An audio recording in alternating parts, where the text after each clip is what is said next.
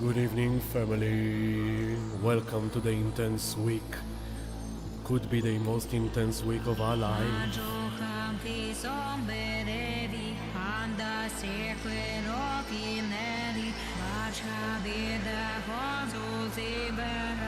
Pluto direct in Capricorn for the last time in our life. Full moon in Aries, squaring Mars, in opposition to Chiron, moon in Eris, all in a grand cardinal square to Pluto. Why, wow.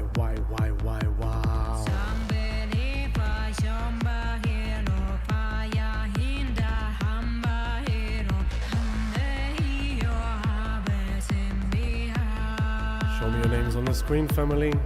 Massive download is coming today. Very intense energy. We're gonna do our best to channel it in the most comfortable way, but it's going to be very uncomfortable, very intense. Here we go.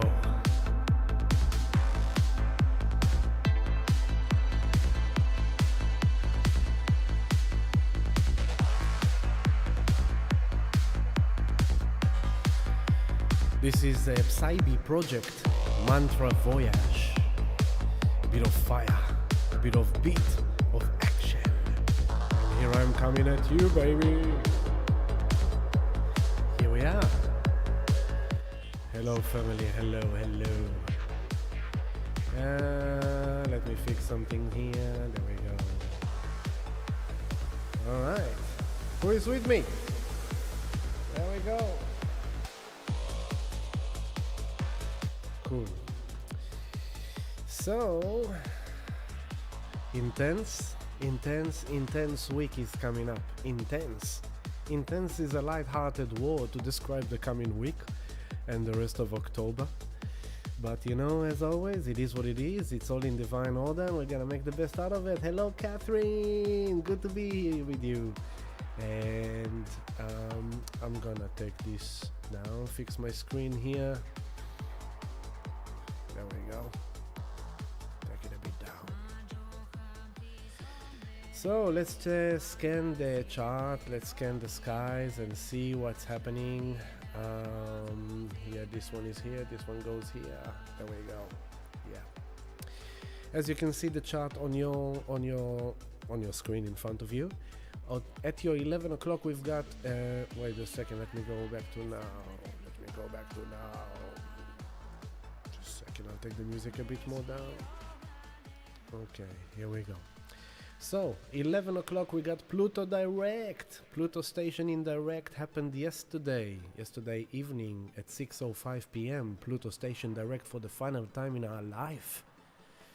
A cycle of 248 years is now moving into Aquarius for the next 20 years. So this by itself is a big thing. This is like everything we've been going through, learning, growing on our soul evolution in the archetypes of Capricorn, our character, our identity, our authority, how we handle powers beyond our control, our integrity, our karma. This is all the departments of Capricorn. Since 2008, Pluto entered Capricorn, and here it is, the final 5 weeks of Pluto in Capricorn are finally here, the final transition, no more. So this by itself it means that the next 4.5 weeks is a grand mastery. It's like the master degree final exams, which we need to assimilate to show the universe, to show the agent of evolution, Pluto, that we have learned, we have grown, we have mastered, we've understood, we have realized, and we are evolving higher into a new future of Pluto in Aquarius, which will come in November. So that's a big thing. And in this coming week, there is a lot of energies which are playing with Pluto. So it's kind of like very auspicious. Everything touch base with Pluto. If it's through a square or a trine or a sextile, everything is kind of like Pluto. Because this is it. Hello Rukshika, Bharat and Trisha, Namaste. Hello Kylie B, good to have you with us. Rook, I received your phone call. I didn't have the chance to get back to you. I will, I promise. It's been a bit of an eventful week. So that was Pluto on your 11 o'clock. Now let's move to your 1 o'clock. We've got Venus in Scorpio on the 24th degree and 33 minutes of Scorpio. In the coming week, Venus is gonna travel through the final degrees of Scorpio, which is intense by itself. And as she will come to the 26th degree of Scorpio, which is the next couple of days, it's already happening, she is opposing Uranus in Taurus. Uranus Taurus 2634, Venus Scorpio 2433. Uranus is in the home of Venus, and Venus is going to oppose Uranus in her home from Scorpio. This is by itself a massive bombastic thing. So this track is coming to an end, and guess what I'm bringing now? I am bringing the Mahamritanya mantra again. Why? Because it's a sacred mantra for healing and peace. And we are going to need a lot of mantras and homing for peace this week, because what's going to be in the air is actually a lot of the opposite. And that will be the hard task of this week. How to embody the Libra sun. The Libra sun that is doing everything justice, fairness, equality, harmony, balance. The sun is there in Libra, and everything is challenging the ability to install peace and harmony and balance and fairness. And we're going to talk about that. So we're going to need a lot of mantras for peace this week for ourselves and for the world. Yes, I am preparing you for a very intense week. This love stream is going to be dealing with a very intense energy. There is no too much sugar coating for it. The chart is super intense. It is supercharged, and I will say that, as I said in the intro, this could potentially be one of the biggest week of our lives. It's that intense. It's really very intense on a collective level and a personal level. But there are cosmic promises and the outer planets that promising us that this is all beneficial and for evolution, and it's all guided by the light. So that will be that kind of like comfort in the background. So that's the journey of Venus this week on your 1 o'clock, 24 Scorpio. Let's go now to your 2 o'clock, and we have the Libra party, still ongoing since the new moon solar eclipse. I'll take the mantra a bit down. So we've got Mercury on the 29th degree of Libra, just about to finish Libra. And what is Mercury doing right now as we speak?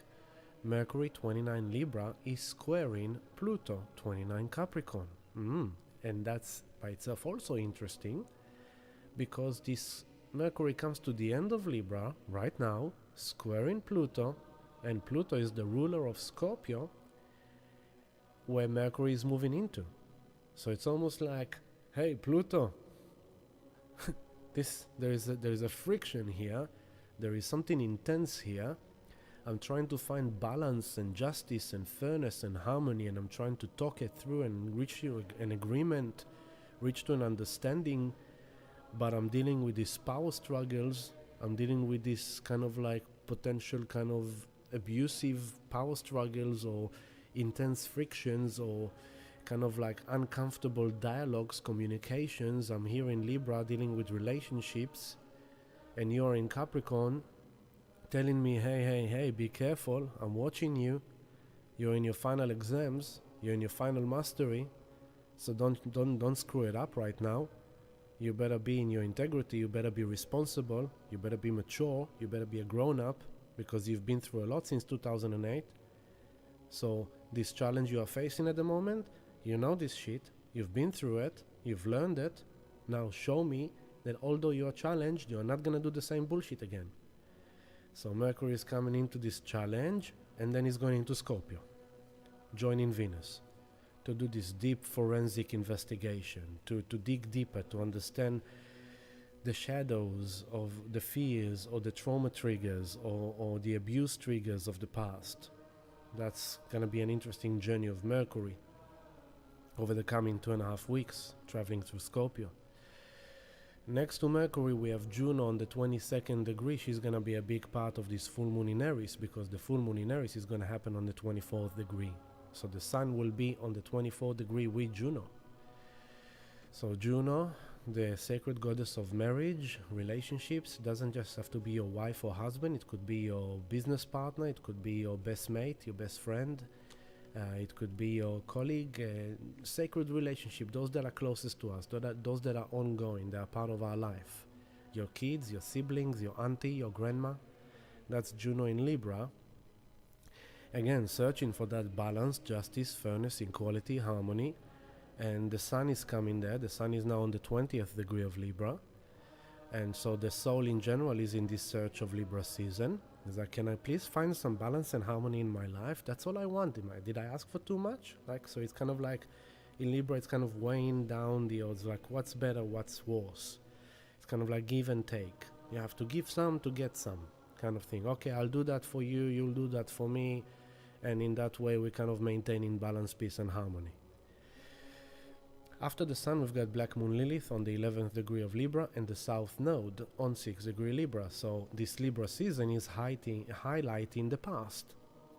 Since the South Node is there, it's highlighting issues in relationships from the past, in this lifetime and past lifetimes. Issues of injustice, unfairness, inequality, disharmony in this lifetime and past lifetime that we experience in relationships. And we don't want to experience anymore. We don't want to have the same patterns anymore. We don't want to repeat the same equations anymore. We are not seeing relationships in the same way anymore. The definition that we have for balance, fairness, harmony, equality are not the same anymore. And that's what the South Node is doing there. It's opposing the North Node in Aries, which is calling for a new self, a new direction, a new assertion, a new way of being you. But let's go through the clockwise. Virgo is empty at the moment, Leo is empty at the moment, and then we've got Mars at your 5 o'clock, 6 o'clock, 5 o'clock, Mars on 20th degree of Cancer, so Mars is already on its shadow zone. Everything that Mars is doing already now, we will revisit 2 more times, when Mars will retrograde, and then when Mars will go direct from the 17th degree of Cancer. So you can say all the last few days, Mars is already digging into places that we will revisit twice more. Then in your 6 o'clock, we've got Jupiter, who stationed retrograde 3 days ago. So Jupiter is now retrograde. And Jupiter in Gemini, Jupiter is our philosophy, our beliefs, our higher knowledge, higher teachings, what we, where we gain abundance from, or expansion, or growth. Where we kind of go further, right? And it's in Gemini.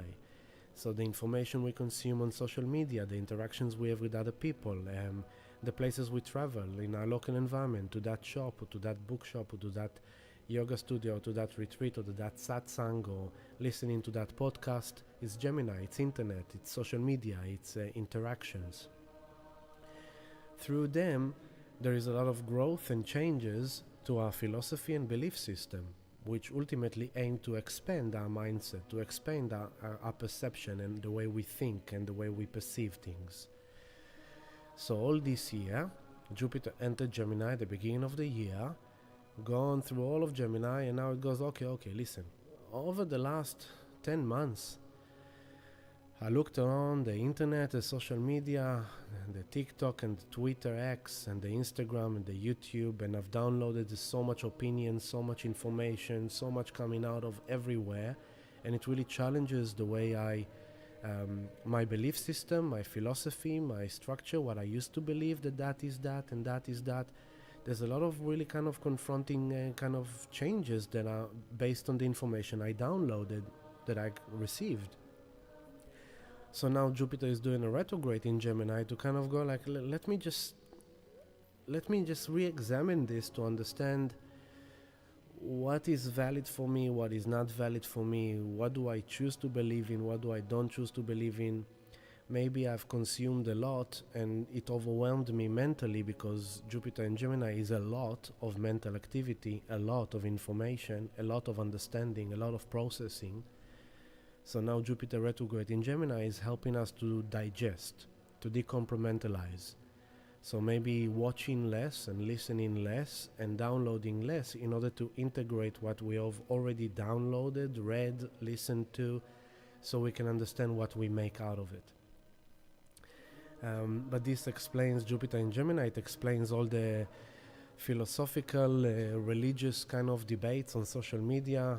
Everyone's promoting different philosophies, different beliefs about all the areas of conflict in particular. You can see a lot coming up about the Middle East, a lot about Russia, Ukraine, a lot about the banking system, a lot about the government system, a lot about the celebrities, a lot about many, many things that changes the perception of how we used to believe that things are. I will say hello to the chat room. Hello, Brother Roll King. Hello, D. Lennon. Hello, Dana. Shalom from Pete and Dana. Shalom, Dana and Pete. So next to Jupiter, we've got Uranus on 26 degree of Taurus. And that by itself is also big because Uranus is now back on Algol. We spoke about it a couple of months ago. Algol, the demon star, is on the 26th degree of Taurus. So this, when Uranus deals with the Algol, it means we don't want to do radical kind of extreme actions of toxicity with alcohol and drugs, because then we are subjecting ourselves to unpleasant energies that we are entertaining. Also means that if you're in a toxic environment, these shocking, unexpected things can happen. Like you go to a nightclub and you get drunk and pissed and suddenly you find yourself in a toxic fight. Something like that. Then we go now to our 8 o'clock. We've got Aries. She's a big part of this full moon, because the full moon, the moon will be on top of Aries. That's intense by itself as well.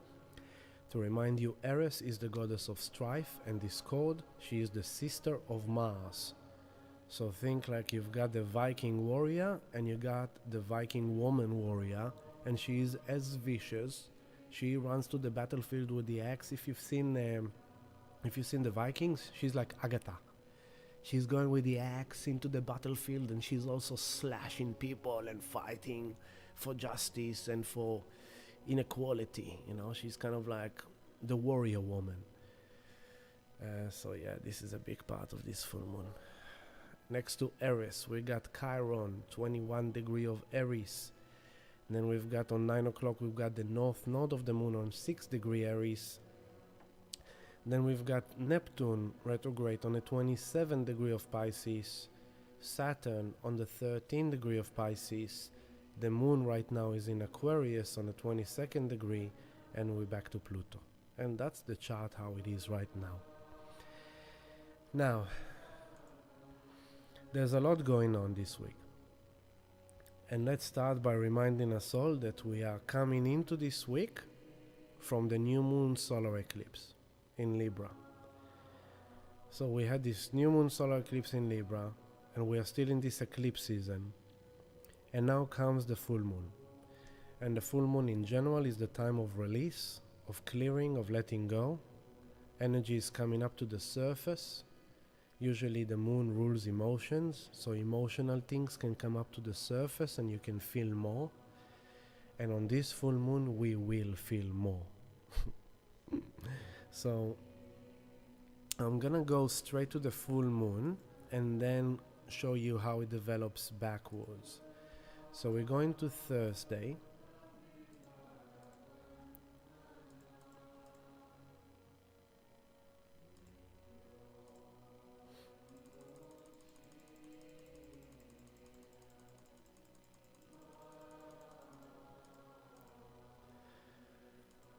There we go. Thursday at 10:26 p.m. Thursday night, 10:26 p.m. On your 2 o'clock, Sun conjunct Juno on the 24th degree of Libra. On your 8 o'clock, Moon conjunct Eris on the 24th degree of Aries. Aries, Libra. Self, others. Our feelings, our desires, our emotions, our needs, versus our relationship, the others. What others do to us, what we do to others, how we relate to others from that place of our emotions. Aries by itself is the first star sign. It's that fire, the fire element. It's this kind of like go-getter, warrior, action, fight, war. Mars is the ruler of Aries, the god of war. It's that starting the engine, it's that lighting the fire, it's that shooting the rocket, it's that bomb that explodes. It's that temper that suddenly boils. It's the boiler, the kettle that reached the boiling point. It is this heat. It could be abrupt. It could be selfish. It could be ignorant. It could be arrogant. It could be assertive. It could be overconfident. It could be driving like on high speed, high gear, raving the engine. It's also very powerful, very confident, very motivated, very driven. And so we have the moon there. It means that we have people with very heated emotions.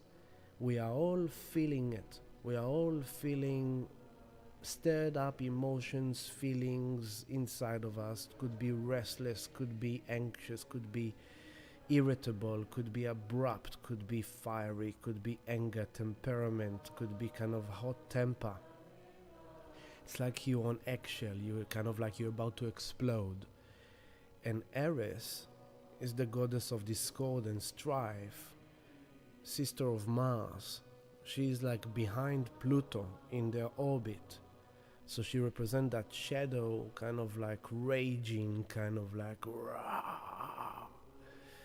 And that brings even more like that rage and anger and fight and fire. And it's opposing Juno conjunct the Sun, our most sacred relationships.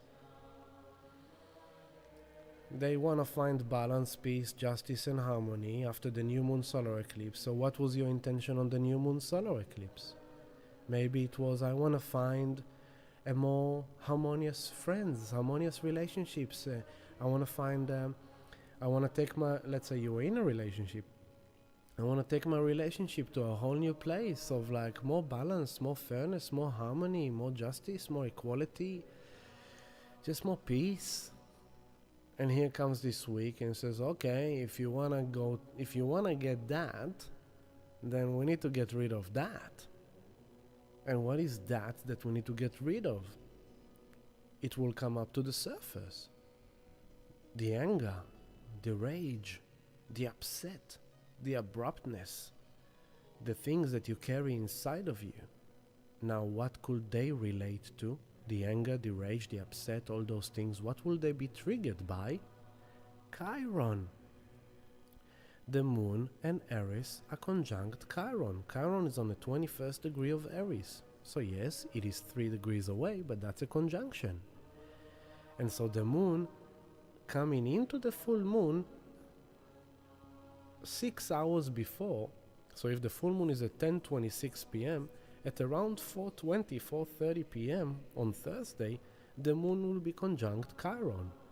So it's almost like someone comes and goes like, oh, I heard you injured yourself. Are you okay? And it's like, yeah. I was like, wow, what happened? Show me. And you're taking the bandage off, and you show them this wound on your skin, and they just go and you go like, oh wow, and they touch it, and you go like, ah. And out of that pain trigger that they press on your wound, you go like, what the heck? What did you do that for? Why did you touch my wound? Why are you pressing it? What, you're not thinking? What's wrong with you? And suddenly an argument, suddenly a fight. That's what kind of I'm talking about in the most direct way. That there is a wounding trigger here that brings out anger, rage, upset, abrupt emotions, feelings that the self don't want to feel anymore, the self don't want to experience anymore, because the new moon solar eclipse in Libra initiated a whole new chapter of relationships, a whole new chapter of how we want to experience relating to others. And here comes this thing that reminds us how we are wounded. It reminds us how we got wounded in the past, and we don't want that anymore, and it's coming to a friction point, and that's kind of how it could express itself. And since Juno is involved in Libra with the Sun, it means that we need to pay close attention, because it's going to be in the closest relationships to us. Husband, wife, brother, sister, friend, besties, colleagues, co-workers, business partners. That's how it could translate. Um, that is only one aspect. There's much more to say about it. This is the opposition of Aries to Libra. Now, on top of this opposition, both of them, if you follow the red lines represent the square.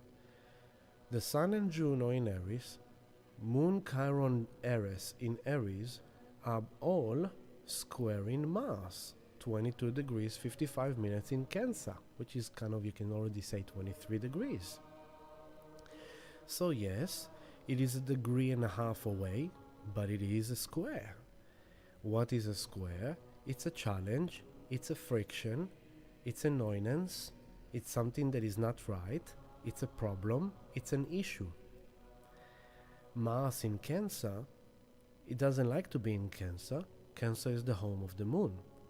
Mars is the warrior. Mars' home is in Aries.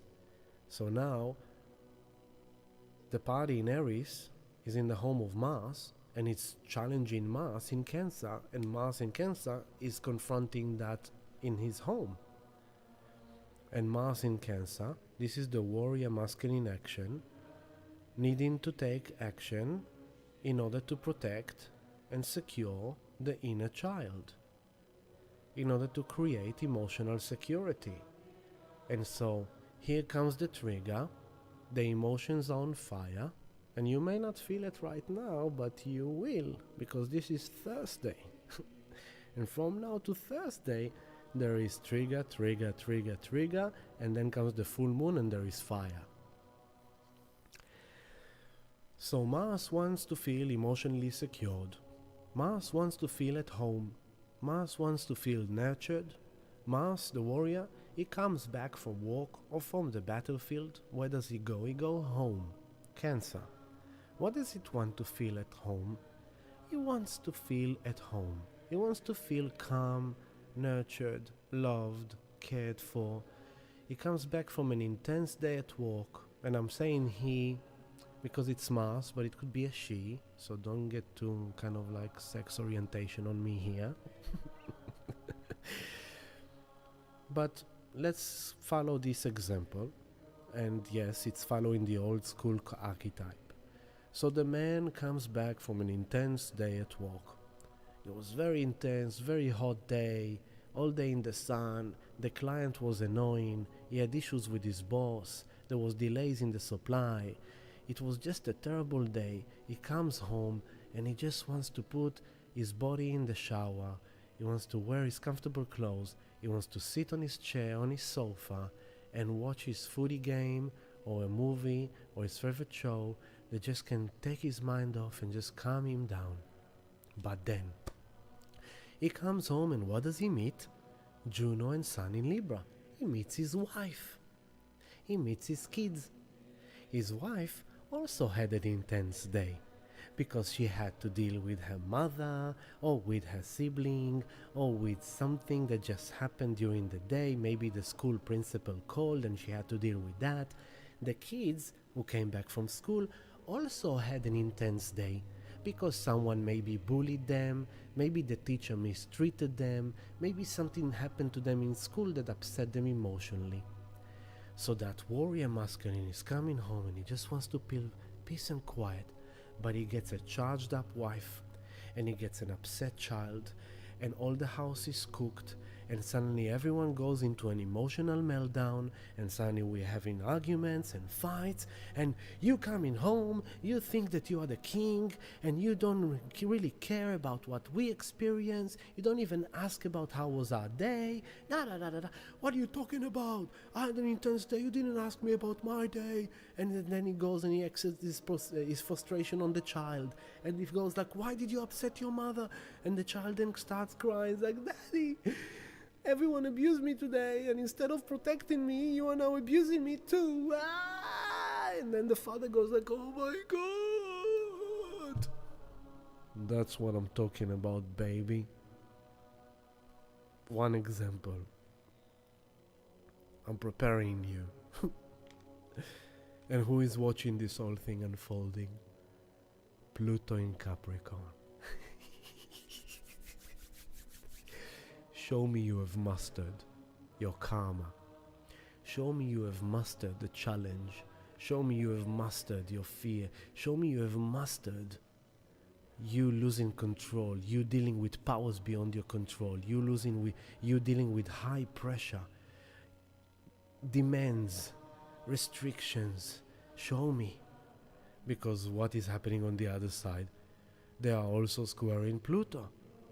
29 Capricorn. Yes, it's a wide square, but the square to Pluto will intensify following the full moon. The moon will go to the 29 Aries and will square exactly Pluto 10 hours after. On Friday morning, the moon will square exactly Pluto.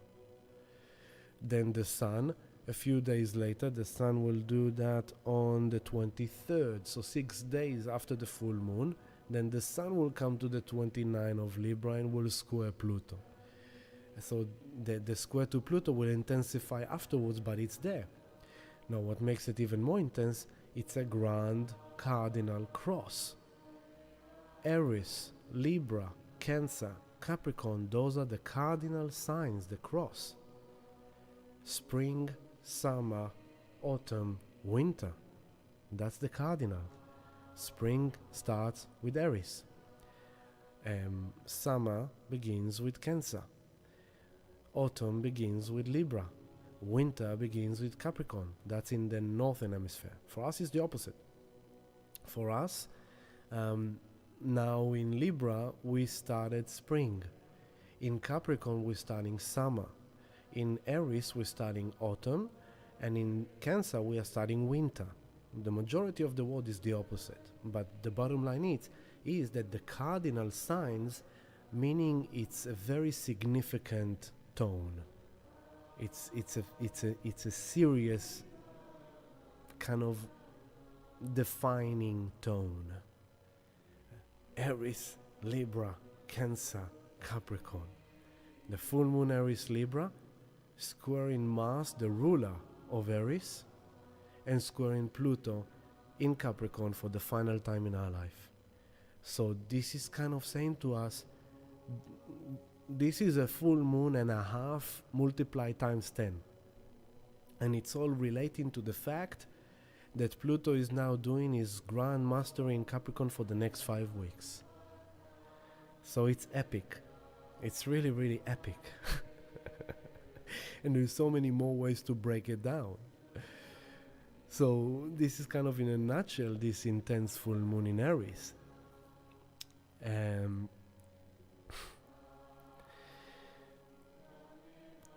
On top of that, on this full moon in Aries, Venus is at the critical end degree Scorpio, 29 degree. This is where it's kind of like, that's it.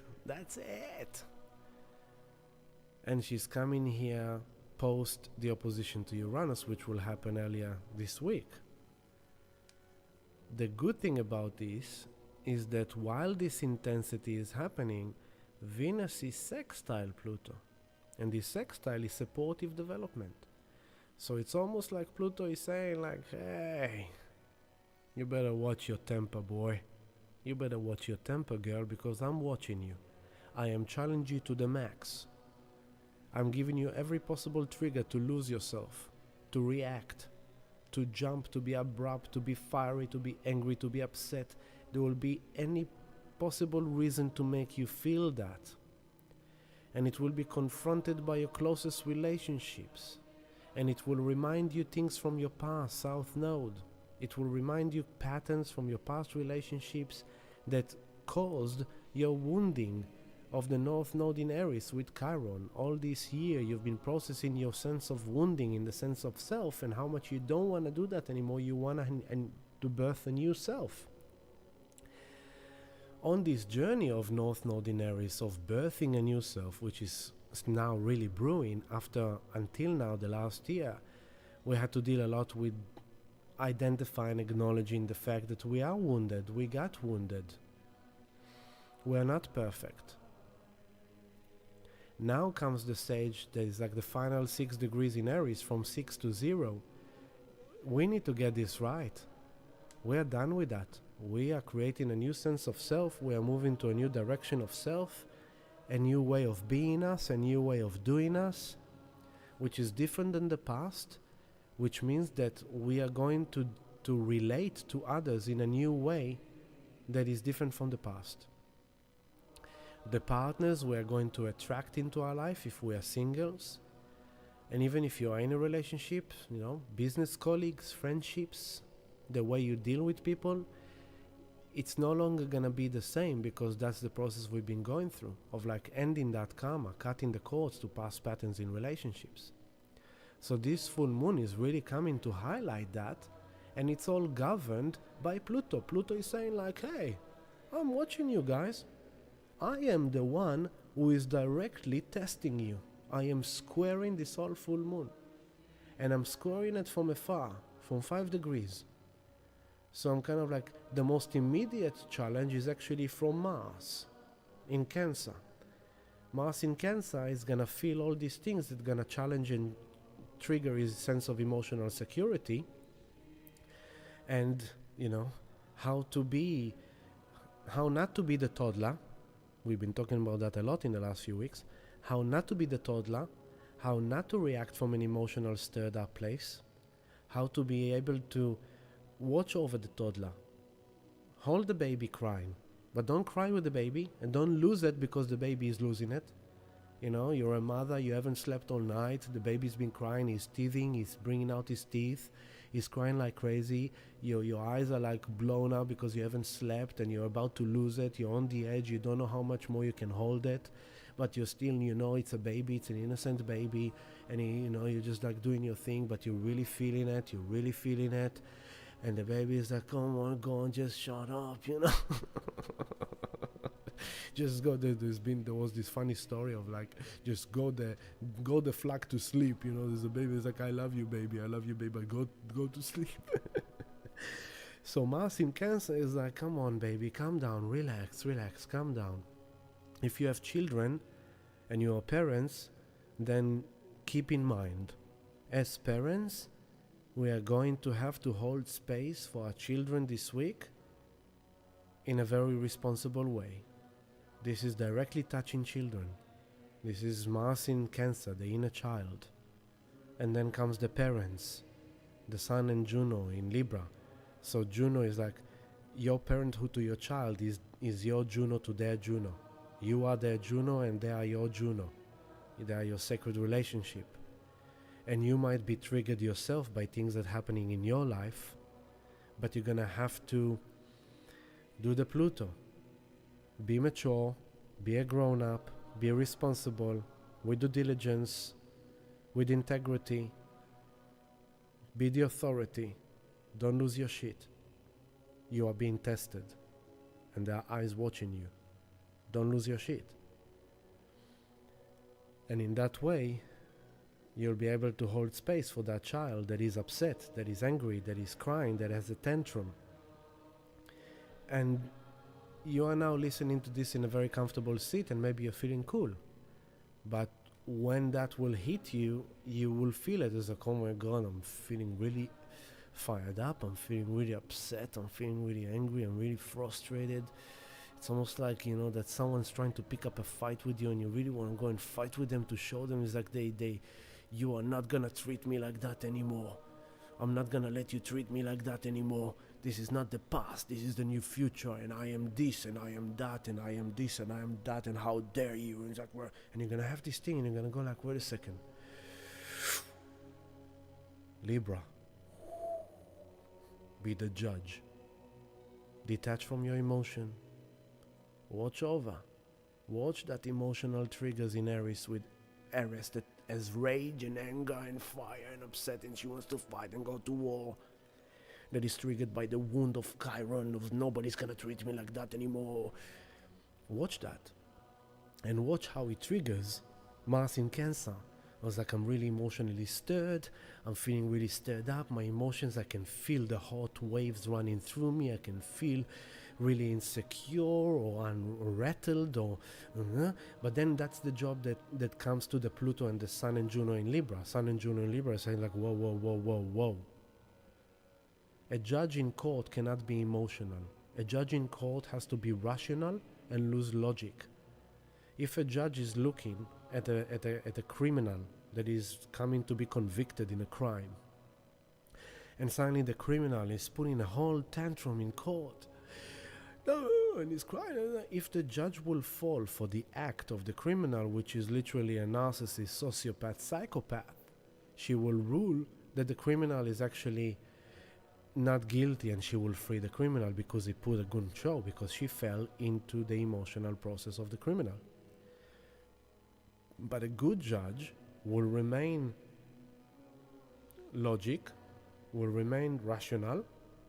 It will observe that emotional tantrum, and you see it a lot in family court. There's always a side that is putting a tantrum in order to get some emotional sympathy. But the judge kind of watching it, remaining cold, remote, kind of like logic. It's like, I see. Can I see the facts, please? I don't have any evidence, but that's what happens. Like, but I need to see evidence. I need to see facts before I jump to conclusion based on emotions. So that's the job of Sun in Juno and Libra. Is like, let's just make sure that what we do and how we act with our feelings and emotions, let's make sure that it's with fairness. Let's make sure that it's intact, that it's promoting harmony, not disharmony. Let's make sure that we are doing things in a very vigilant, responsible, equal way towards everyone else.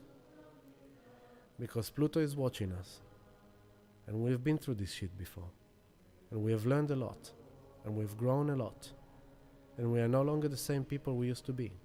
We are now new people that are emerging, but we're not fully there yet, and we can't fully understand it yet because Pluto is the hidden, and this is the anoretic end degree of Capricorn.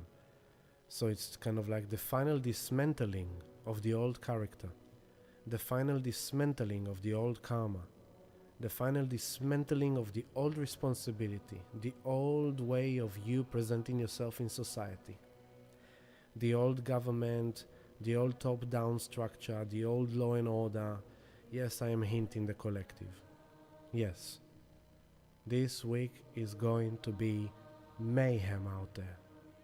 I expect the world to be highly disturbing this week, and that by itself could be the triggers that will trigger us.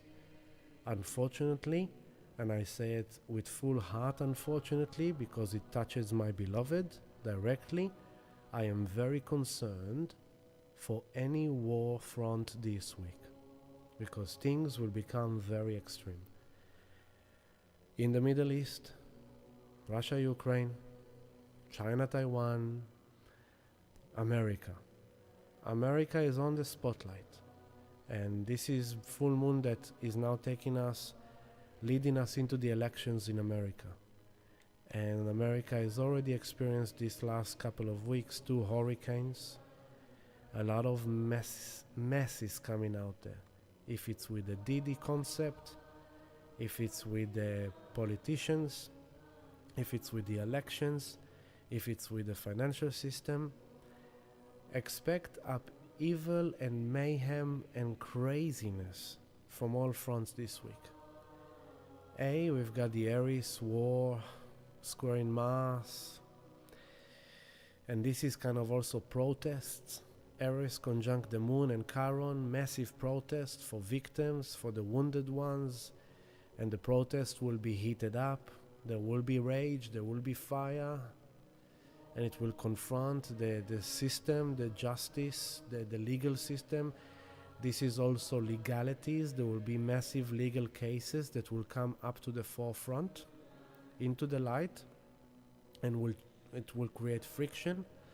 I believe that there will be massive legal activities that relates to the poo and juice, because Pluto is at the end of Capricorn, exposing the lies, the secrecy. And this 29 degrees of Capricorn, the Sabian symbol of this degree, is a meeting of men, a secret meeting of men behind closed door making executive orders. And so this is not just for the world, this is also for us. There are executive orders that are being made now in the shadows for our future. And so yeah, legalities, legal cases, this will be like really kind of outrageous reactions of people, of individuals, Aries, that will be triggered by legalities, legal cases coming out to the light, that will trigger a lot of emotional reactions in people, Mars in Cancer, that is confronted in opposition, kind of Mars will build the opposition to Pluto in the coming week, 2 weeks, that will confront these secrets of the past, the lack of integrity, the corruption. But, as I started saying before, the sextile of Venus to Pluto, Pluto is saying to Venus, Venus, I'm checking you in, but don't worry. This is for you. This is for you. This is for your transcendence, Scorpio. This is for the phoenix rising. This is for your death and rebirth. Pluto rules Scorpio, and Venus at the last degree of Scorpio, the home of Pluto, is sextile in Pluto, meaning like Venus is kind of getting an okay from Pluto, saying, I got you, babe. I got you. This is deep transformation. This is deep evolution. And yes, it means you are facing fears. Yes. It means you're facing deep fears. It means you're facing deep trauma. It means you're experiencing them in your life. But it's for your evolution, Pluto. It's for your deep transformation, Pluto. It's for your benefit.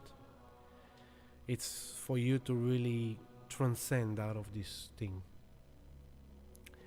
What else is happening is that the magical triangle is still unfolding in the background. Pluto 29 Capricorn, sextile Neptune 27 Pisces, sextile Uranus 26 Taurus, who is trining Pluto. So this magical triangle, we will keep on reminding it, this is ongoing into 2025, and this is the outer planets saying like, hey Pluto, this demolition, this breakdown, this chaos that is happening to the old structure, to the old world, it's for the birth of the new world in Aquarius, from the top down into decentralization, from centralization to decentralization, from the top down system to the people, to the community, for humanity, for evolution of humanity into a new future. What happened as soon as Pluto stationed direct? Elon Musk came out with the robot day and released the Tesla robots, massive promotion, and saying that these robots will basically cost between $20,000 to $30,000, and they could be your best mate. They could make your drinks, they could host your friends, they could cook your meals, they could do your laundry, they could do all the tasks in the house. Completely interactive AI robot that is kind of like user-friendly for any household. He also revealed the robotaxi, which is this kind of like Tesla kind of car, capable of putting like 10, 12, 15 people in it, which is good for like a sport team or a group of business executives needing to drive together. A complete transformation of a future way of dealing with cars, with robotics, Aquarius. As soon as Pluto stationed direct, that happened.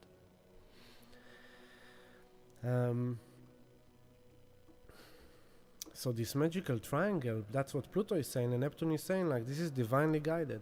This is spiritually, divinely guided from the higher dimensions of love and light. Have faith. Trust the process.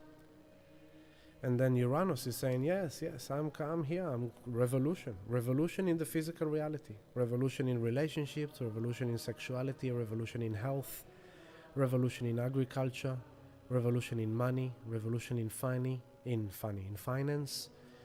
Revolution. Taking it higher to a whole new frequency through disturbances.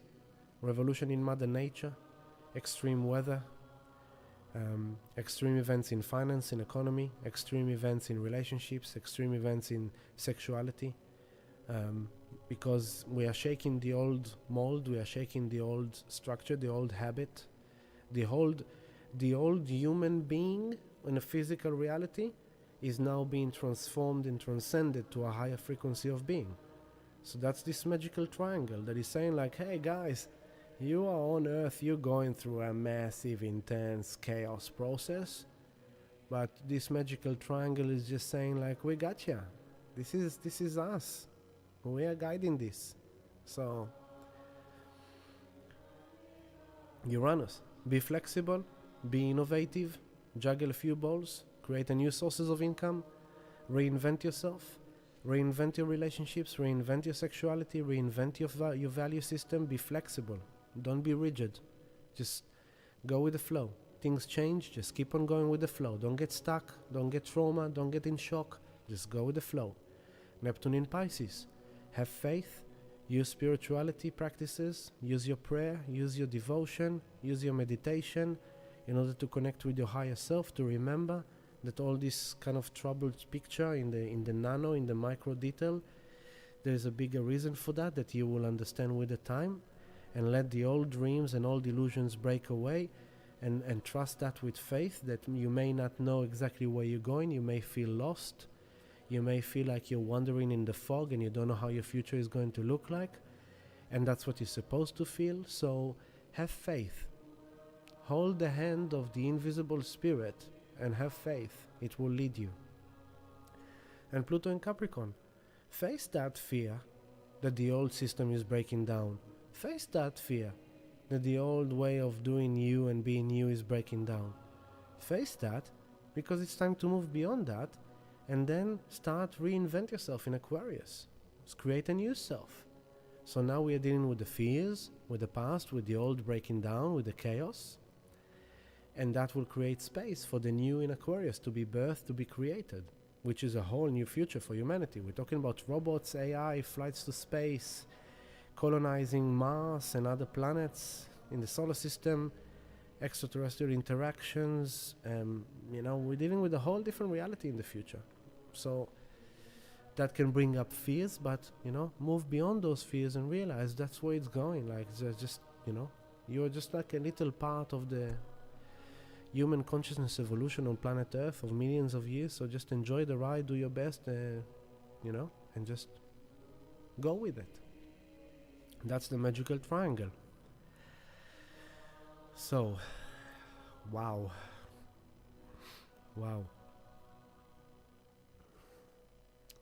This is the full moon. Now, what's going to happen on the way to the full moon? Let's go back to now. I need a drink.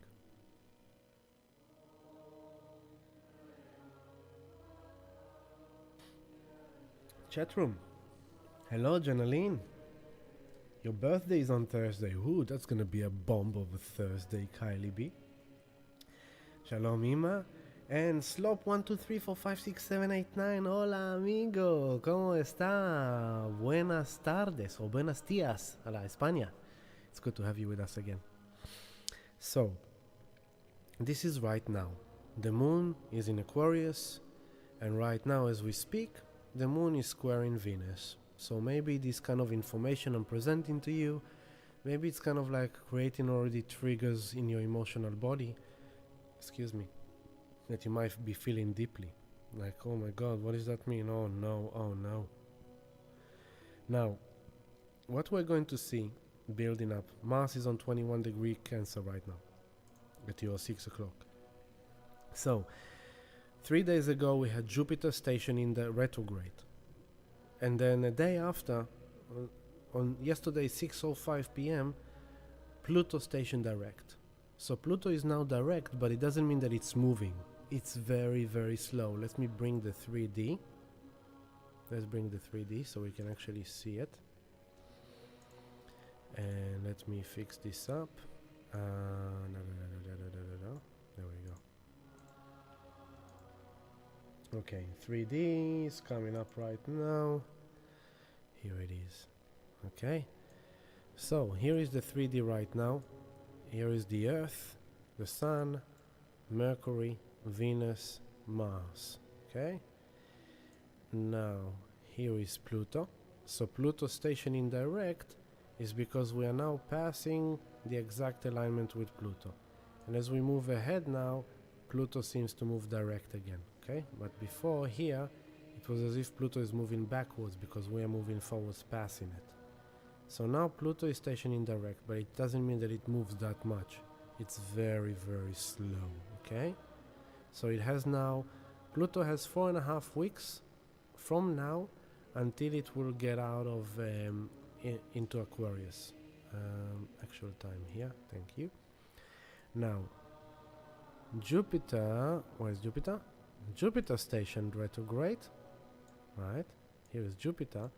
Jupiter stationed retrograde because here we are to Jupiter direct, and here we are in that proximity, and now it seems as if Pluto is moving back, Jupiter is moving backwards because we are moving forward, right? Now what that means is that as we get here, this will be the closest effect of Jupiter.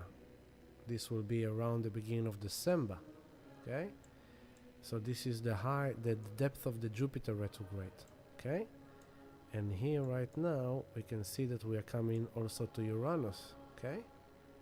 So here is Uranus, November will be kind of that alignment. Now let's go back to now.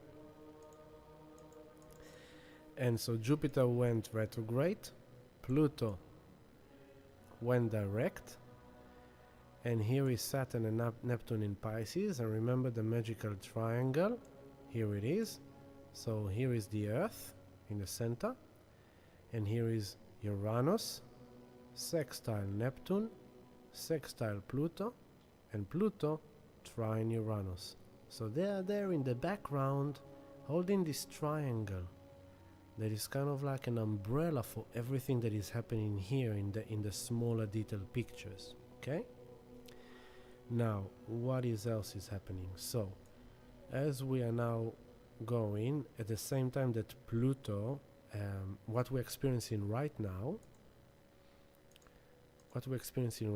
is that from the Earth, can we see it from here? From here. Yeah. From the Earth, you can see that we have Pluto. Oh, let me just fix the music. Okay, we'll let it go. The Earth, Pluto, square Mercury. So this is the square of Mercury to Pluto, which is happening right now. Okay? The other thing that is happening is that the Sun from the Earth, we have this trine. The Earth, Sun, trine Jupiter, beneficial. Okay? And then we have the Sun square Mars. You can see from the Earth, we have like the square to the Earth, the 90 degrees. Okay? And that's the 3D, that's what I wanted to show you here. Now let's go back to the astrology chart. Here we are. And this is Kundalini mantra to bring attention to the present moment. Why not? Let's embrace it. So, Pluto station direct. Right now Mercury is squaring Pluto. Here I am, our relationship between me and you, and I'm bringing you information, Mercury. We are talking about something that may be triggering fears. Pluto in Capricorn. What do you mean, Ami? This sounds really intense. That could mean also you might have dynamics in your life that dealing with power and control that are not so comfortable. But remember, it's the test. Everything that is touching base with Pluto is testing you. This is the final exams. We spoke about the final exams at the beginning of the year. I want you to hold in your head in whatever happens in the next 4.5 weeks. Look, I'm going to take you to November. Let's go a month ahead. Here it is, 20th of November. Pluto moves to Aquarius here at your 11 o'clock. From now, from yesterday, until the 20th of November, I want you to realize that your soul is being tested on the highest possible levels of evolution. And in the micro picture on the earth, there's going to be every possible thing to challenge you, to rattle you, any possible fear, traumas, pains, wars, different things that are going to unfold if it's in the financial system, in the governments, in the war areas in the planet. And it doesn't necessarily mean it's only going to be there. With Uranus in Taurus, on top of Algol, the demon star. Will we take this to uranium, to nuclear? And I hope not. But with Uranus involved in Taurus, military, Taurus rules military, security forces, and Uranus is uranium. They're radical, extreme, unexpected. So we need to hope that that's not going to happen, and let's pray that it's not going to happen, and it's not necessarily going to happen, but you can definitely see it. North Korea is threatening South Korea with that. Israel, Iran are threatening each other with that. Russia and the West are threatening each other with that. So there's a lot of nuclear threats, like who's got a bigger rocket, you know what I mean? And so keep that in mind. 20th of November is the time that Pluto is moving back to Aquarius for good. So grand mastery, okay? So everything that touch base with Pluto is a test. So now, right now, as we speak, it's Mercury. And it's building up, and the exact time, whoa, where do you go, man? Relax. Don't be Aries kind of jumping. So let's go exactly to the point. And Mercury square Pluto will happen exactly tonight at 12:56 a.m. So late tonight, past midnight, Mercury 2938 square Pluto 2938. That could mean headlines, news, Mercury, information on the internet, social media, if not just conversation, in your relationships, in your family, maybe an email, maybe a headline that is really triggering this kind of like fears, trauma, that represent kind of like powers beyond your control. Capricorn is the government, law and order. So it's kind of like, what can I do? It's like bigger than me. That headline is rattling me. That headline is shaking me because I can't do anything about it. It's bigger than me. And Libra is saying to Mercury is like, just stay logical, stay rational. Don't lose yourself into the fear. It's a challenge. It's a test. Don't fall into the fear. Mars is in Cancer. We have to take action for our inner child. We have to take action for emotional security. We have to do that for ourselves. Nobody else. You need to do that for yourself. By the way, I hope you enjoyed the new background. I wanted to put some new colors in. So that's Mercury square Pluto tonight. And the next thing that is happening is at the same time the Sun, now 20 degree of Libra, she's building a trine to Jupiter. Now that's beneficial, right? So there's also benefits as well in the background. It's a grand trine between the Sun in Libra to the Moon in Aquarius to Gemini, Jupiter. A lot of air. And this is kind of like, look, if we just stay rational and kind of like, what are we learning from this? How can we grow from this? How can we allow this situation to... And the Moon in Aquarius is helping us to detach. And Aquarius is kind of a very detached place. So Moon in Aquarius is helping us to detach as Mercury is squaring Pluto, detach emotionally, and the Sun trying to Jupiter retrograde goes like, there's something here that we are learning. It's challenging the way we think and the way we believe, that to help us to alter, to change, to try, maybe what we believe to be is not fully accurate, and let's see how it benefits us. So that's a beneficial growth, okay? It's harmonious beneficial growth that is coming from this friction of Mercury to Pluto. The next thing that is happening is then tomorrow, I'm gonna move one day forward. Oh, so here it is. Sorry. Let's go to the exact time of the Sun trine Jupiter. And that happens exactly at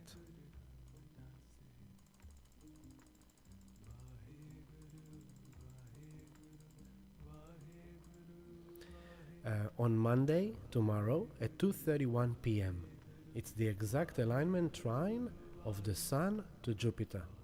The Moon will already be in Pisces, sensitive Pisces. Okay, so tomorrow we're starting the day, Moon enters Pisces, and we are in sensitive waters. We are starting to feel the sensitivities. And Mercury, okay, there's a few things. So remember, Mercury square Pluto is tonight, past midnight. Sun trine Jupiter is tomorrow at 2:31. And before that, there was one more point to kind of mention, that Mercury is entering Scorpio at 6:24 a.m. tomorrow morning. And now Mercury and Venus are both in Scorpio, and this is the forensic investigator. This is looking deep. So Venus is ending Scorpio as Mercury is starting Scorpio, and we have here a real process of alchemy, of really digging into the pain, really digging into the trauma, revealing secrets, things coming into lights, kind of digging in what was in the hidden, things being exposed. This is part of the build-up of the legalities of the full moon in Aries to Libra. Things are coming to light, facts, information is coming out to the open. Things around the taboo, Scorpio, sexuality, sexual abuse, money abuse, corruption, greed, lack of integrity, power abuse, abuse of all kinds. So this is directly relating to the Didi case with all the child. I can't say everything. This is directly relating to big headlines that are exposing a lot of really dark stuff that are coming up and really rattling. So take that as example. I am aware of what's unfolding there. I've been predicting it for many years that it's gonna come out, thank goodness for that. But the common Joe, Bob, Sandra, Barbara are not really aware of that evil, dark stuff. And once you have a legit newspaper, a legit article, a legit news outlet, that by itself is a joke, coming out and releasing factual facts of names of people, of videotapes, of recordings of people that are very powerful and almighty, if it's in politics or in Hollywood or in the music industry, the movie industry, that are directly involved, documented evidence, facts in sexual abuse of minorities, of children and others. This is something that can create outrageous anger, upset within individuals that will call for them to come to justice, Libra. And it will be based on this emotional reaction of Mars in Cancer that wants to protect the children. And that will be confronted by the Pluto that is exposing the lack of integrity, exposing the abuse. And that's the mastery of Pluto. Pluto will allow the darkness to play its role. It will allow the corrupted person to be corrupted. It will allow the thieves to steal.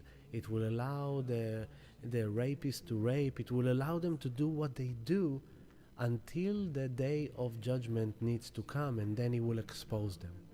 So it's almost like Pluto is giving them enough rope to hang themselves. And so this abuse, this whole concept of Didi and stuff, maybe it started around 2008, probably earlier than that, but maybe it took place much more since 2008. And suddenly now, all these names that enjoy the benefits, those sick evil benefits, all these years, suddenly now they're coming into the light to have the consequences of their past actions. So this is a good example of what could this emotional stir-up could be around on a collective level.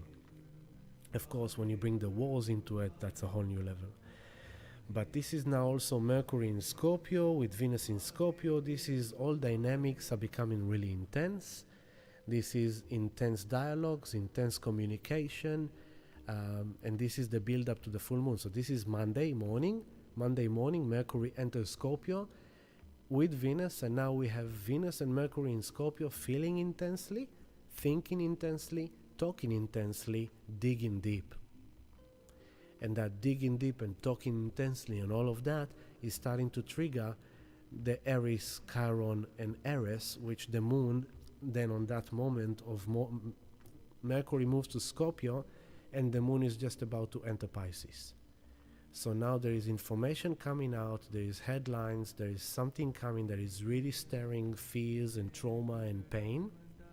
And also, when all this child sex trafficking abuse is coming to light, on a subconscious level, if you experience sexual trauma in your life or any potential trauma in your life, this could be a trigger.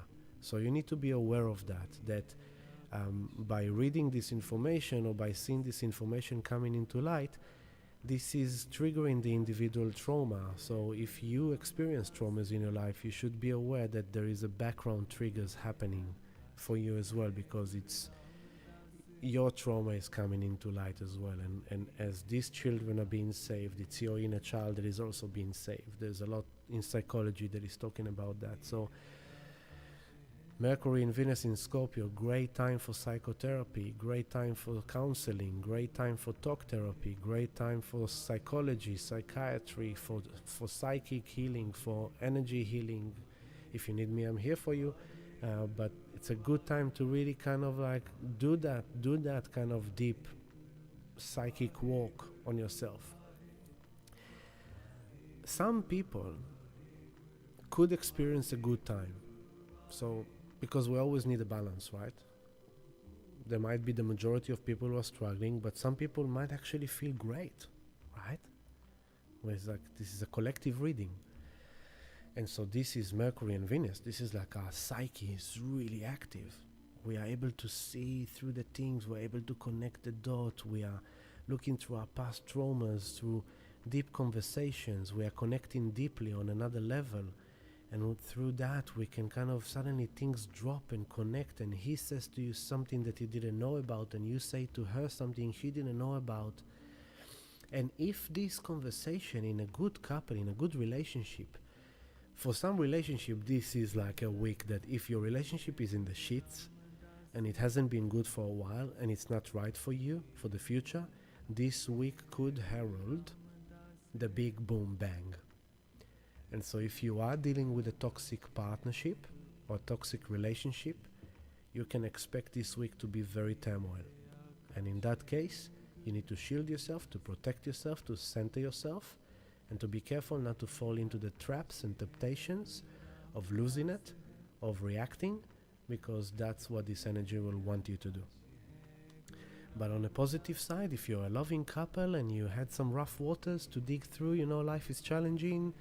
On a financial level, on a personal level, life is challenging and it may kind of like dented the relationship. You could do this by actually doing a mature conversation, kind of like really owning your own emotions, Aries. Being Mars in Cancer and all this energy in Aries. Be responsible for your own emotions, nurture yourself, make yourself feel secure, and own your emotions, own your inner process, so you don't project it onto the other, and come and meet the other in a true, deep, heartfelt conversation. Even if it's uncomfortable, most likely it is uncomfortable, sitting and talking it through without pushing overly, without asserting overly, watching how we react as a process for inner growth and inner evolution, as we discuss and communicate with the other. If we will do this on a very conscious level, we can watch how inside of us there are emotional triggers as the dynamic unfolds, and we can kind of own it and not act upon it. And then we can kind of sit with it and look into it, and it's like, wow, how I felt that, and I really wanted to react like that, but I didn't allow myself, and now I'm sitting with that and I'm realizing there's like this pattern of reaction. Why do I have this pattern of reaction to that when that is being done to me? And suddenly there's this inner forensic investigation of our own emotional triggers to the actions and words and deeds of the others that are based on old traumas, old pains that we don't want to do anymore. So we can always take this challenging chart into a place of conscious evolution, into a place of soul growth, which is what Pluto wants us to do. Well, this is what Pluto, Neptune, Uranus wants us to do. It's kind of saying, look, don't fall down the traps. It's intense. Absolutely. But we want you to grow from this. We want you to evolve from this. So it's like, don't fall down the trap. Just take it to your growth. See how you can navigate through it differently. See how you can not repeat patterns of the past.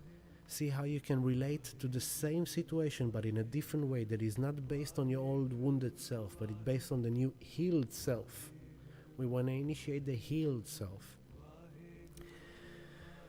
But for that comes this full moon in Aries, that we need to release and let go of the old way of self-emotional reaction, the old anger, the old upset, the old rage. So Mercury moves to Scorpio Monday morning, and that's intense, that's deep. That's like really deep psychic, as I said.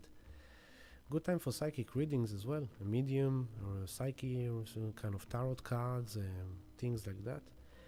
The next thing that is happening after that is that the Sun trines Jupiter, we said, and then as the Sun trines Jupiter, at the same time comes the really intense epic kind of moment that is building up to the full moon. So it triggers itself before the full moon. It kind of like triggers and then goes into the full moon. And I am talking about the Sun on your 8 o'clock, on your 2 o'clock. The Sun on 21 degrees 33 minutes in Libra is squaring exactly, too much. Go back, Ami, go back. Here we go. Go back. The Sun in Libra, 21 degrees. Oh, it's going for a while there. Sorry. There we go. On Monday at 6, so Monday, it's a big day. I told you in the last love stream. From the 13th of October, it's happening.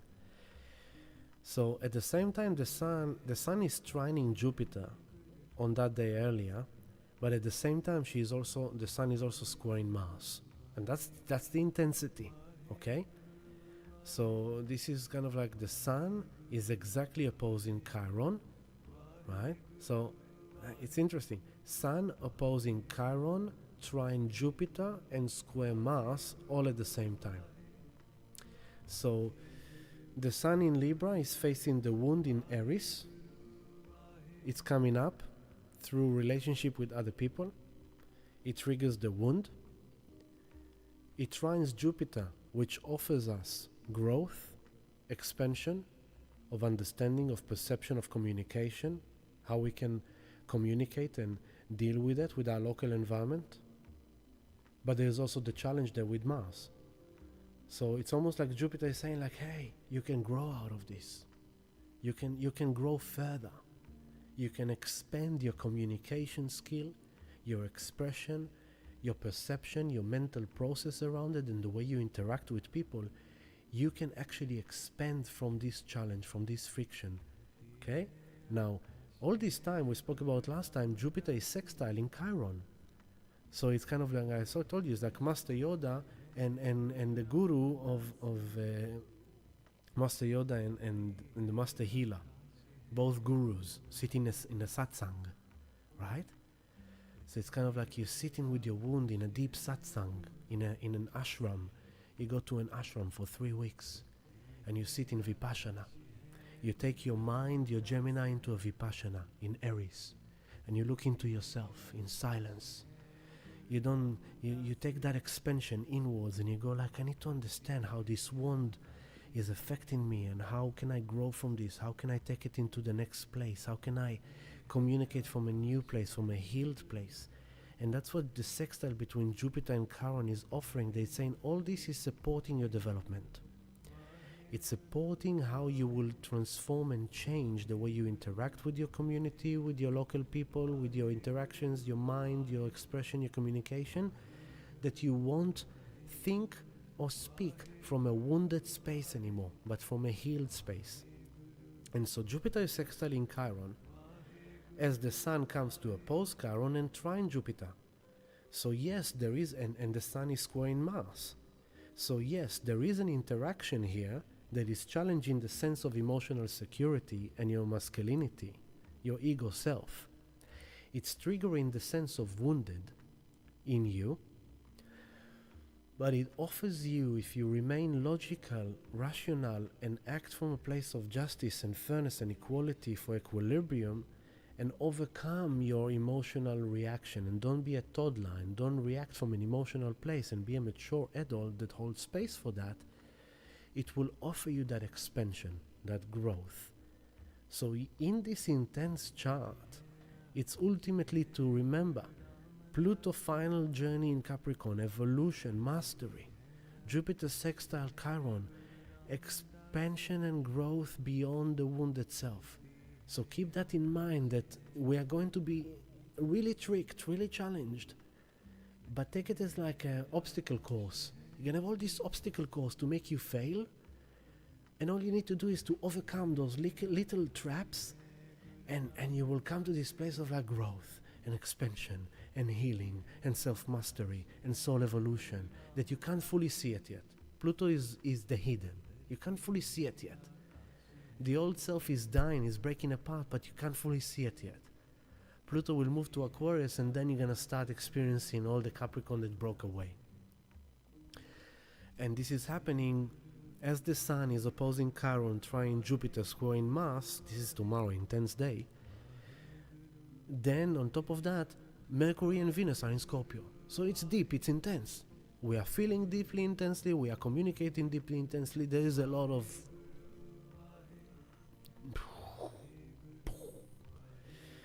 but we can do this, okay? We can do this. Next thing that is happening on top of everything that I just mentioned to you, Venus is on 25 degrees 47 minutes of Scorpio, beginning to close the opposition to Uranus 2632. Now what is that? Suddenly, unexpectedly, the stock market crash. Suddenly, unexpectedly, the crypto market crash. Suddenly, unexpectedly, the bank is gone bust. Suddenly, the SWIFT system is offline. Suddenly, the grid fell apart. Suddenly, there is no international internet banking. Suddenly, a windfall, right? Could be for each direction. But this is Venus, Uranus in the home of Venus, Taurus, Venus, directly linked to finance, to economy, to values, to safety, security, stability, relationships, sexuality, money. So this is like suddenly, unexpectedly, something happened. Could be shocking in a bad way, could be shocking in a positive way. Maybe you're single and suddenly, unexpectedly, you meet someone. Oh wow, you weren't expecting that. Suddenly, with Mercury in Scorpio and Venus in Scorpio and all these things that I just spoke about with the Sun, Mars, Chiron, oops, you discover that your partner cheated on you. That triggered the old wound of being cheated on. That triggers your emotional security that you know from the past. But then it comes to you here with the Sun and Juno and say like, last time I lost it. This time I'm just gonna walk away. It's the end of it, it's dead, it's gone, there's nothing to fight for. You know, this could mean people who are not in a happy relationship, people who are not happy at home. This is an energy of an affair. This is cheating. This is kind of just looking for the excitement outside of home. Uranus wants to break free. I'm done. I need to be more free. I need to be more liberated. I need to experience some excitement in my life, and doing the radical, kind of unexpected, out of the box thing, right? That gets to do with your sexuality and with your love life and this. It's also gambling. I'm gonna put money on this stock. I'm gonna buy this meme coin, which I don't recommend, even though a lot of people are now talking, you should invest in meme coins. And like, yeah. You will hear about some people making a fortune in meme coins, but you don't hear about the many other people who are losing money in meme coins. So don't fall down to the glitter of that. But you know, this could be big volatility in financial markets for the up or for the down. It's hard to tell because it's the unexpected. You can expect, oh, I believe that now crypto is going to blast. And suddenly crypto is doing a black swan event, boom. Because with all this energy, can we have like an act of war that will trigger the entire world into a black swan event? Absolutely. This week is like potential of multiple black swans. Black swan on top of black swan on top of black swan. With the elections coming in America, directly linked to all this energy, absolutely. Federal Reserve, the banking, the stock markets, everything. So you have to tread really cautiously in your investments. You know the deal. Just dollar cost average. Buy the real good assets, gold, silver, Bitcoin. Not a financial advice, it's just a common knowledge existing online. Make sure you've got your stock. I've been saying that since 2017. Have cash at home, have silver coins at home, have a stock of food and water, have a battery, have a flashlight, have a petrol, if you can have a generator. Don't wait for something to happen. Make sure that you can rely on yourself. As simple as that, because we are heading into turmoil waters of unexpected chaos. So don't wait for the shit to happen. Be prepared for it. Basically, that's what I've been saying to people for the last 7 years. So this is Monday. The trine of the Sun to Jupiter and Chiron, square Mars, and also Mercury in Scorpio, and Venus opposition to Uranus is happening exactly at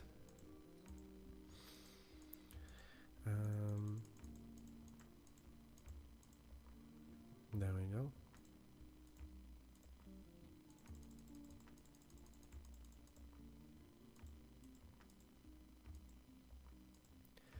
Tuesday, 9:09 a.m. Venus in Scorpio 26:30, opposing Uranus in Taurus 26:30. So this is the opposition of Venus to Uranus, and this is 2.5 days before the full moon. So moon is in Pisces together with Saturn. Very sensitive, but the moon with Saturn is helping us to kind of be responsible to our emotional sensitivity and have faith and trust. That's what Saturn is helping us there with the moon in Pisces. We might feel kind of like, this could stir up fears. Yeah, this could go anyway. This could go anywhere possible. But in general, I expect a lot of the unpleasant experiences this week. But for some people, it will be pleasant. This could be a day that Bitcoin suddenly do the God candle. Suddenly a God candle out of nowhere. Boom, Bitcoin flies. We call the God candle like a candle of $10,000, $20,000 in a day. Boom, suddenly. It could happen. Silver could suddenly break and do his moonshot to the $70 or $100 an ounce. Could be. Because the other things may fall down. The stock markets, real estate, banking, all currencies are dying. It's as simple as that. So that's about that. And then as soon as Venus passing this opposition to Uranus, which could kind of bring this weird unexpected thing, at the same time pay attention, because we have the magical triangle. Whatever plays with Uranus or Neptune or Pluto is playing with all of them. So Venus is opposing Uranus, but she's trining Neptune and she's sextiling Pluto, right? So anything that comes to the 26 degrees to the 29 degrees is playing with that magical triangle. So Venus opposing Uranus, sudden unexpected shock, trauma, changed out of nowhere, suddenly it came. Maybe you met someone, a new lover, a new relationship. Wow, amazing. Maybe you break up. That's it. This is the end of your marriage, the end of your relationship. Wow. Maybe someone dies. Maybe some war happens. Maybe a bomb is being dropped, and maybe a nuclear, maybe whatever, an extreme radical action. Something extreme is happening here. But Venus is trining Neptune, saying, have faith. Spirit is watching over you. Don't worry. There's this kind of divine protection, divine guidance happening for you. So have faith, okay? And lean on your spirituality. Let your soul, spirit, your higher self kind of like hold space for you and provide you the medicine, your spiritual practices, your meditation, your yoga, your healing, your sound healing, your meditation. Do that in order to harmonize, trine, harmonize from spirit, harmonize your fears, your pains, your traumas. This is a water trine, okay? And they're both trine in Mars as well, in kind of a wide triangle. So it's kind of like let the trine between Neptune and Venus calm and soothe and bring the healing balm to your feminine self, Venus, and let that together, the divine feminine, the divine masculine, Mars in Cancer, let them come into a place of regulating. This is regulating, spiritual regulating. And so the exact the exact trine to Neptune of Venus is happening. Oh yeah, pay attention to this. As Venus is coming to the 27 degree 24 Scorpio, closing on that trine. Oh, she passed. So sorry, I need to go back. There we go. Oh, no. What am I talking about? Look. So, Venus is coming to 27 of Scorpio here on your 1 o'clock, trining Neptune conjunct the moon. So the moon is very sensitive in Pisces, and this is already rising to the full moon. Okay? So this is a build-up. Moon in Pisces together with Neptune. We are really sensitive. We are really feeling it. It's rising to the full moon. It's, what is it? It's less than 24 hours. It's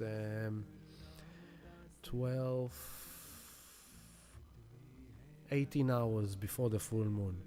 So rising to the full moon comes together with Neptune in Pisces, and it's trining Venus in Scorpio. So that deep fear, or that deep trauma, or that deep trigger that just happened, you are capable of, and this is sound healing meditation on Wednesday night. So you're capable of soothing it through spiritual practice, through meditation, through sound healing. Just kind of do your spiritual practices, your prayer, light a candle, ask for divine protection, lean on your spirituality, and it will soothe you and calm you and stabilize your emotional state. So that's Venus trine Neptune, and this is already taking us to the full moon, because then we take it one day forward.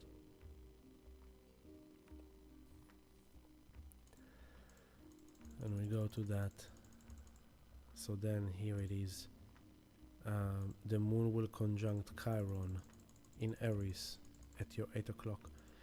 Moon will conjunct Chiron on Thursday, 4:55 p.m. Thursday evening. We are feeling it. The sun is already on 24, waiting for the moon to close on it. Venus is already on 29. So remember that Venus opposed Uranus, and then Venus trine Neptune, and now Venus is sextiling Pluto. Pluto is saying, Venus, don't worry, baby. I know you might be afraid. I know you might be facing deep fears and deep traumas. I know you might go through separation, through loss. I know you might be afraid of your future because you don't know what's going to happen. You know that you have no control over it. There's bigger forces. You don't know how to get through tomorrow. You don't know how to get through the month. But I'm here for you. Don't worry, Venus. Pluto is saying to Venus, don't worry. I'm here for you. This is for your evolution, So reclaim your power, Venus. You are in my home, Pluto says to Venus. You are in my home, sextiling me here at the end of Capricorn. I'm about to finish the job here. So I want you to know that all this death and loss that I've caused you over the last 15 years, 16 years, I want you to be born again in Aquarius. So trust me. Don't be afraid. Reclaim your power from your fear. Reclaim your power from your trauma. That's what Pluto sextile Venus is doing. While the moon is coming to Chiron, we're really feeling the wound. Really feeling the wound. Whatever happens, we are really feeling it. And then a few hours later, here is the full moon that we spoke about in length at the beginning on Thursday evening. Now, this is going to be an interesting week for me, as I told you about the child. Personally, Marley is going this week for soccer trials for NPL, for the National Premier League for next year. And it's very hard to be accepted. He's going to be trialing with 100 plus other kids to different clubs and hopefully to be accepted. If you get accepted, this is amazing, this is awesome, but if not, we're gonna be dealing with a, uncomfortable situation here. So I'm preparing myself for that too, as I can now feel like more nervous than him in some way, because all this development is coming to this week of decisive definition of his next year in soccer. So, one personal example of how it translates. So then the full moon, following the full moon at the same time, Venus is sextiling Pluto. Look, at the time of the full moon, Venus is sextiling Pluto. So just remember that. Remember that Pluto is testing us through this whole week. Testing us in a positive way, okay? It's supporting us. It says like, hey, look, Pluto trine Uranus, sextile Neptune, sextile Venus, is trining even the south node there, okay? So it's kind of like, is it? Yeah, it's trine in the south node there. So it's kind of like wide trine. So it's kind of like, hey, just like, I'm here. This is for your evolution. Trust it. Trust it. Following that, the next thing that is happening, then also remember also following the full moon, by Friday morning, the moon is moving to Taurus.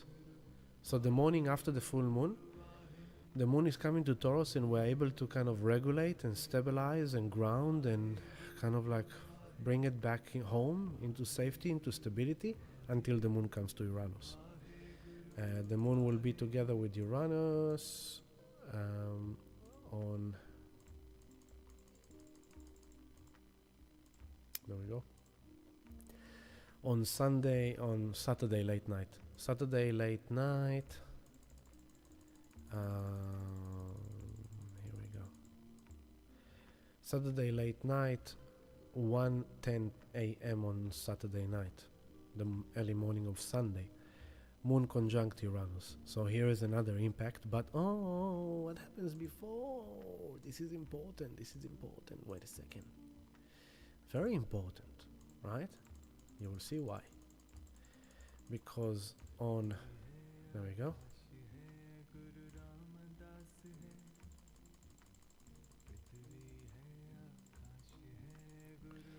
On Friday morning, 6:29 a.m., as the moon, look at that, that's beautiful. The moon is on 2940 Aries, post the full moon, about to go into Taurus, and Venus get out of intense Scorpio into Sagittarius. And here Venus wants, she's coming out of Shambhala, out of the underworld, and she wanna go out. She wanna just be more positive. She wanna be more optimistic. So Mercury is keep on digging in Scorpio, but Venus now is like want to move the relationship. After the intensity of the full moon, whatever comes up, Venus comes to Sagittarius, and she wants to have more positivity, to be more optimistic, to just look at the bright side of it all, to look at the positive side of it all. And together with that, less than an hour later, the moon goes into Taurus. That's Friday morning. So Venus goes to Sagittarius, so everything builds up to this intense full moon, and then Venus goes into Sag and wants to fly like the phoenix into a whole new kind of horizon to see it all from a more positive, optimistic place. Moon moves into Taurus, so we could regulate, stabilize, secure, come back home, feel love at home, and just kind of regulate everything. The Sun has passed the square to Mars. What else is happening here?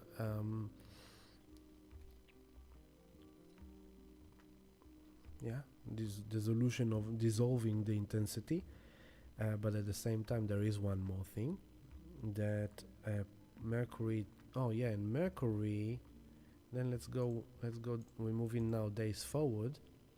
Sun 25, Mercury 7, Mercury 9, Sun 26, and here is the Sun on.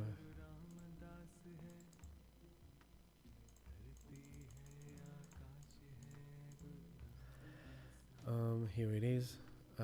On Saturday at there we go. Saturday 5:34 p.m. Now comes the Sun, and the Sun quincunx Uranus. And quincunx is this irritation. It's kind of like, I want to break free. Now this is a Yod. So the Sun quincunx Uranus, Sun quincunx Neptune, as Neptune sextile Uranus. So the Sun in Libra is like annoyed by these unexpected changes that happen to it. It's also wondering what is the divine order in all this, and its purpose is to kind of like shoot out of this place into a place of having faith in it and breaking free through that. And the moon will come to Uranus as the Sun is in that Yod formation to Uranus and Neptune. Following that, what happens next is everything is happening, but in a nutshell, here comes the Oh, sorry. So, Sun quincunx Neptune exactly on Sunday night, 27:44. Let's go here. Sun quincunx Neptune exactly on 21st of October, Monday, next Monday, 2:34 a.m. So the night of Sunday. At the same time, then the day after comes this auspicious day, because what happens then? Then comes the intensity of the 21st, 22nd into the 23rd. That intensity is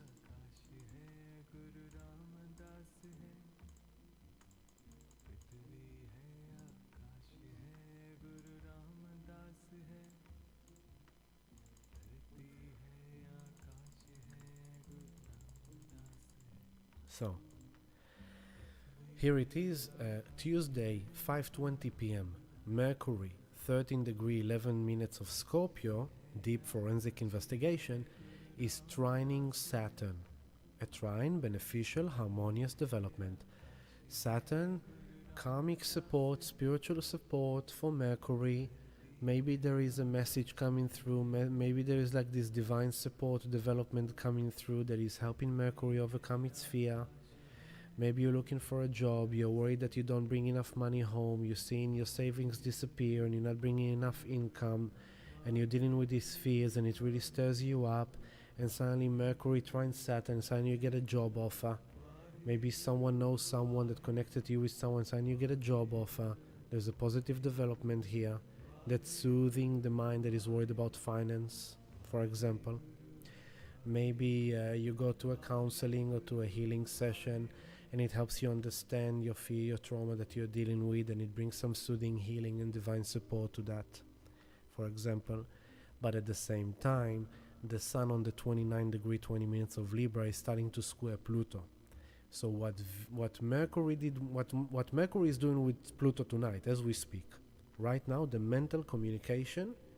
Here I am delivering to you information that may be triggering your fears, Pluto, deep fears, deep traumas, about powers beyond your control that are going to challenge you, that you can't do too much about, but to face them with maturity and with integrity, with kind of good karma, and overcome your fear and do your due diligence and be responsible. So now I'm giving you this information, Mercury square Pluto. Then comes the 22nd of October, Tuesday, next Tuesday, 5:20 p.m., Mercury trine Saturn, so there's a beneficial development as the Sun square Pluto. So there is a power struggle. The Sun wants to find that balance, that harmony, the soul expression, but again, it's facing this authority. This might be another attempt of top-down government to put some restriction, to do like a scaredy cat to trick like in 2020. Similar, not the same, but similar. Again, with all the Venus, Scorpio deals with toxins, with toxicity, with Venus in Mercury in Scorpio leading to this full moon. Maybe there will be another attempt of another poo kind of concept to go around. And then suddenly this will lead to governments or institutions trying to top down, put restrictions, regulations, whatever. It's temporary. If it happens, know that it's possible. It's temporary, it will not last for too long, okay? And if it happens, know that it's supported by the astrology here. On a personal level, this might be the bank knocking on your door saying, listen, you are way behind your mortgage payment, and if you're not going to pay us this amount of money, we're going to have to sell your home. And this triggers now fears of losing your home, of losing your investment, of being, in bankruptcy or whatever. Maybe your business is going bust. Unfortunately, this could be on a financial level as well, not just relationships, not just sexuality. Many things can happen to different people, This is a collective reading. It's hard to say to each specific person what it will mean. So this is the square of the Sun to Pluto that is happening exactly at next Wednesday, the 23rd of October, 1:20 a.m., so Tuesday night. Okay, Sun square Pluto as it's ending, and again it's like Mercury coming to confront Pluto before it goes to Scorpio. Now the Sun comes to confront Pluto before it goes to Scorpio, and then the next thing that is happening after the Sun square Pluto is that on Wednesday morning, the 23rd of October, the sun goes into Scorpio for Scorpio season. Wednesday, 9:15 a.m. And at the same time that the sun is moving to Scorpio, Mars is in a sextile to Uranus. So again, supportive development. It is whatever shocking, unexpected events are happening, it's supporting you finding your sense of emotional security. It's helping you, okay? So there's always this intensity, and then there's this kind of like background cuddle from the higher planets, from the higher kind of forces that are very powerful. And this is already the 23rd, this is already 10 days from now. So I believe I will come to you towards that time already. But the next thing that is happening from here is again Mars is coming to the end of Cancer, and it's coming to the end of Cancer. Here it is sextile Uranus, then it will trine Neptune, and then it will oppose Pluto. Wow. Wow, wow. So now we're in Scorpio season from Wednesday the 23rd, and I'm gonna take it one day forward. Moon conjunct Mars in Cancer, sextile to Uranus, trining Neptune. That's what happens for now. Venus not yet, but then let's go here, the 25th of October, and let's go to the 20. Here is the 28th of October, and on the 28th of October, Mars is trining Neptune exactly, so here is a beneficial healing, soothing medicine. This is already getting close to the new moon in Scorpio, okay? So here comes the soothing healing, like some love, some compassion, some miracles, some medicine that's soothing the masculine search for emotional security in Cancer. At the same time, Venus is square in Saturn, so there's hardship here. There's some kind of hardship, there is uncomfortable situation happening regarding finance and relationships, karmic. Maybe a business closing down, maybe a relationship coming to an end, maybe a loss of investment, maybe something is happening that is bringing a bit of hardship. But again, Neptune is trining Mars, is kind of like soothing the masculine warrior, saying like, have faith, trust the divine plan, you're gonna be okay, you're gonna get through this, you're gonna get through this. Have compassion, have love, and just keep on healing, keep on healing. And at the same time, Mercury is now already by the 30th of October, Mercury is also on top of this Venus square Saturn, Mars trine Neptune, then comes Mercury to oppose Uranus. And here is another something shocking coming through the news, revelation, financial market, volatility in markets. That's the 31st of October. And this takes us into November with the American elections. So eyes into America, there's gonna be a lot of intense things happening in America now. A lot. So this, let's finish with that, because following that, then, you know, by the 1st of November, we're starting November with a new moon in Scorpio. Okay, I'm not gonna go into that new moon, but it's happening on Friday, the 1st of November, new moon in Scorpio. We will talk about that when we get there. So, Alex, hello, Alex, for Kopangan, Sawatikap. Alex. I've missed you. I've called you twice 2 weeks ago, but there was no answer. I was a bit worried, but then I got an update from a friend that told me that you went away, so it calmed me down. And then I got your emails about your new clinic coming up, so I was happy about that. But yeah, looking forward to connect with you, Alex. Stay safe in Thailand. Have a coconut for me, please. Coconut and massage. One massage. And Jubilee V, so many pearls here, Ami. Fabulous to share this evening with you. Blessed for the reminder to make conscious decisions and be vigilant with oneself and others. Thank you. You're beautiful, Jubilee. Thank you. And Alex, chat soon, yeah.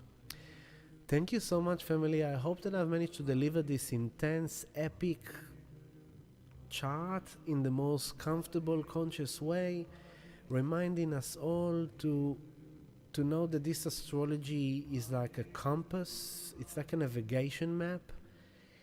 We can't avoid the challenges, the intensity, but by knowing about it, we can consciously, with our awareness, navigate through them in the best possible way. And remember that it's all for our evolution. And just to remind you one more time, I'm gonna go back to now on the chart. Remember one more time, with all this Mars in Cancer, with all this Aries intensity of fire of emotions and the Libra and the grand cardinal square, what we really want to achieve in this is not to react from an emotionally stirred place that is triggered by wounded self of the past. We have done that shit way too many times and we don't want to do that anymore. We want to evolve from here. We want to go further than ever before from here. So we are not going to react emotionally. We are not going to explode even though we really want to. What can you do with all this anger and build up? That you can, you should honor that, right? You can. Exercise, push-ups, sit-ups, punch the boxing bag, book yourself into a kickboxing class, go to a CrossFit class, go to yoga, go to vaporize all that heat, do some gardening work, do physical work, move your energy, go in your car and scream if you need to scream, go into Mother Nature, to loneliness, and just speak to the trees and just get it all out. But honor your anger, honor your upset without harming anyone else. All righteous actions are actions that harm none and benefit all. Remember that. How can you harm none and benefit all? That's how you're gonna win this. So you are gonna feel it. We're all gonna feel it. I expect a very intense week out there in the world and in our personal lives. And when it hits us, this is when we know. Observe what we are feeling. Acknowledge what we are feeling. Take notes if you need to take notes. Journal it. Express it on paper if you want to express it. Then parent it. Parent it into a place of maturity, due diligence, responsibility. Communicate responsibly. Remember that Pluto is watching you. I want you to keep in your mind strongly, Pluto is watching you. Since 2008 until now, you are in this grand mastery. So don't mess it up. You can do this. We can do this. We're not going to fall down to the fears. We're not going to get sucked into any toxic dynamic with others, even though it triggers our wounds, even though it makes us feel this and this and that and that. We are not going to let it, because we are bigger than that. We are better than that. We have overcome that in the past and we will overcome it again, because by not repeating the same pattern, we are mastering the pattern, we are evolving beyond the pattern, and we are changing the fractal. We want to evolve. We want to transform. That's our main agenda. So keep that in mind and be a peaceful warrior for the world, and not just for yourself. Just remember that you're doing something here for the world. And I'm going to say thank you to Dharti Hai Akash Hai, Kundalini mantra to bring attention to the present moment. And if you want to listen to it in your personal time, I'm going to post that link on the chat now so you can enjoy it. And I'm also going to post to you the link to the first soundtrack which we started the show with and which we are going to end it with now. And I'm going to say to you something I didn't say from the beginning, which is love and gratitude to all the Patreon community for your love and support. Where is my, what happened here? What happened here? I didn't even notice that. So, love and gratitude to all the Patreon community for your ongoing support, for being here with me. Do me a favor, press like on this movie, subscribe to our channel, and if you want to support me further, join our patreon.com/healingdelight, where you can be a part of our community Telegram chat rooms and receive the sound healing recordings on every new moon, every full moon. And it's a way to support this love stream and to support me for this beautiful giving that I'm offering you. If you want to come and join us for sound healing meditation on Wednesday night, 7 p.m., it will be epic, it will be needed. So come and join us. If the full moon recording will be posted to the community on the Friday morning or Thursday night, we will see, because it will be recorded Thursday night, so most likely Friday morning. If you want to purchase the recording, you can do that through patreon.com/healingdelight as well. If you need private healing sessions or sound healing meditations, please come and join me, support my work as I support your work, and help you heal, and come and do the work. Let's heal. And you can find all the details about healing sessions, about everything that I do on my website underneath me, soundhealingdelight.com, where you have links for the bookings and all the timetable and everything. And I will see you in a couple of weeks for the new moon in Scorpio. But be strong, be brave, be courageous, and just kind of like don't fall the trap. Remember, we are on evolution process here. So thank you to the mantra, and we are bringing this energy to remind you what's coming up this week. Love and gratitude to you all, family. As always, peace, love, happiness, joy, and all the goodness that the universe has to offer. Stay cool. Stay cool. It's gonna get hot out there. Pray for peace. Pray for love. We are the agents of love. Let's go. Let's go, family. Love you.